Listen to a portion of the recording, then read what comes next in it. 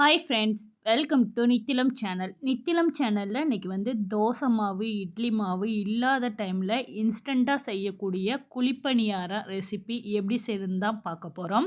முதல்ல இந்த ரெசிபிக்கு 1 கப்பு ரவை எடுத்துக்கிறேன். இந்த ரவை வறுத்த ரவை, வறுக்காத ரவை எதுனாலும் எடுத்துக்கலாம். அதே கப்பில் 1/4 கப்பு பச்சரிசி மாவு எடுத்துக்கிறேன். அடுத்து 1/2 ஸ்பூன் உப்பு சேர்த்துக்கிறேன். அடுத்து 1 கைப்பிடி அளவுக்கு கொத்தமல்லி இலை குட்டி குட்டியாக கட் பண்ணி சேர்த்துக்கிறேன். அடுத்து ஒரு மீடியம் சைஸு கேரட்டை துருகி இது கூட சேர்த்துக்கிறேன். அடுத்து மீடியம் சைஸு வெங்காயத்தை குட்டி குட்டியாக கட் பண்ணி இது கூட சேர்த்துக்கிறேன். அடுத்து ஒரு குட்டி சைஸு தக்காளியை கட் பண்ணி சேர்த்துக்கிறேன். காரத்துக்கு பச்சை மிளகா உங்களுக்கு எந்தளவு வேணுமோ அந்தளவு சேர்த்துட்டு மிக்ஸ் பண்ணிக்கிறேங்க. நல்லா இந்த மாதிரி மிக்ஸ் பண்ணதுக்கப்புறம் இது கூட 1/2 கப்பு லைட்டாக புளிக்கக்கூடிய தயிர் சேர்த்துக்கிறேன். இந்த மாதிரி சேர்க்கும்போது நல்ல டேஸ்ட்டாக இருக்கும் குழிப்பணியாரம். அடுத்து இது கூட நல்லா ஃப்ளஃபியாகவும் சாஃப்டாகவும் வர்றதுக்கு சோடா 2 பிஞ்ச் அளவுக்கு சேர்த்துக்கிறேன். சப்போஸ் சோடா இல்லைட்டின்னா ஈனோ கூட சேர்த்துக்கலாம். கொஞ்சம் கொஞ்சமாக தண்ணி சேர்த்து மிக்ஸ் பண்ணிக்கிறேங்க. நித்திலம் சேனலை இன்னும் சப்ஸ்கிரைப் பண்ணாதவங்களாக இருந்தால் சப்ஸ்கிரைப் பண்ணிக்கிறேங்க. கூடவே பெல் ஐக்கானே அழுத்துங்க. அப்போ தான் நான் அப்லோட் பண்ணக்கூடிய புது புது வீடியோ உங்களுக்கு நோட்டிஃபிகேஷனில் கிடைக்கும்.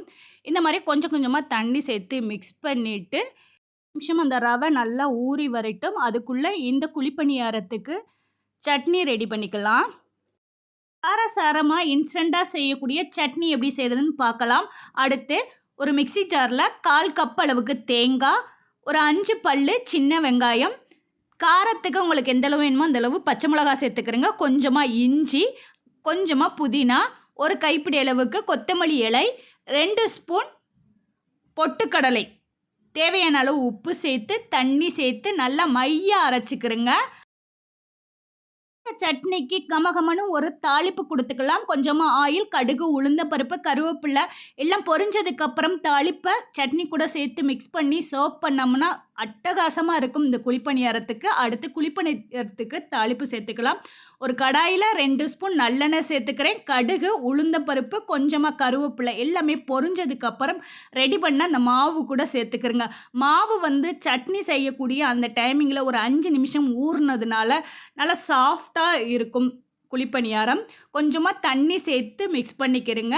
மாவு இந்த மாதிரி பதத்தில் இருக்கணும். மாவு கூட கொஞ்சமாக மஞ்சள் தூள் சேர்த்துக்கிறேங்க. இது ஆப்ஷனல் தான். சேர்த்துட்டு ஈவனாக மிக்ஸ் பண்ணிவிட்டு இந்த மாதிரி அளவில் இருக்கணும். ரொம்பவும் தண்ணியாக இருக்கக்கூடாது, ரொம்பவும் திக்காக இருக்கக்கூடாது.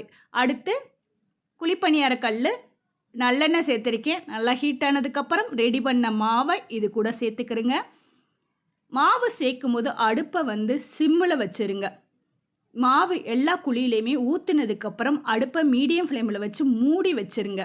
ஒரு 2-3 நிமிஷம் வெந்ததுக்கப்புறம் லைட்டாக மாவாக இருக்கும்போதே அடுத்த பக்கம் திருப்பி விடுங்க. அப்போ தான் அடுத்த பக்கம் வேகவும் சூப்பராக இருக்கும்.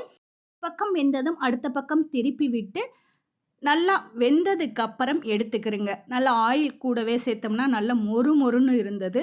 டேஸ்ட்டும் அருமையாக இருந்தது. பாருங்கள், நல்லா வெந்துருச்சு. இப்போ எடுத்துக்கலாம். பார்க்கவே பாருங்கள், சூப்பராக இருக்குது. மொறு மொறுன்னு இன்ஸ்டண்ட்டாக செய்யக்கூடிய இந்த குழிப்பணியாரம் ரெடி ஆயிடுச்சு. அடுத்த பேட்சும் ஊற்றிருக்கேன். இந்த அளவு மாவுக்கு 24 குழிப்பணியாரம் வந்தது. கண்டிப்பாக நீங்களும் ட்ரை பண்ணுங்கள். ட்ரை பண்ணிவிட்டு உங்களோட ஃபீட்பேக்கை நித்திலம் சேனலுக்கு ஷேர் பண்ணுங்கள். நித்திலம் சேனலுக்கு தொடர்ந்து சப்போர்ட் பண்ணுங்கள். இதை மார்னிங் பிரேக்ஃபாஸ்ட்டாக, நைட்டு இல்லாட்டினா ஈவினிங் குழந்தைங்களுக்கு இந்த மாதிரி செஞ்சு கொடுத்தீங்கன்னா விரும்பி சாப்பிடுவாங்க. நித்திலம் சேனலை சப்ஸ்கிரைப் பண்ணாதவங்களாக இருந்தால் சப்ஸ்கிரைப் பண்ணிக்கிறீங்க. தேங்க்யூ ஃபார் வாட்சிங்.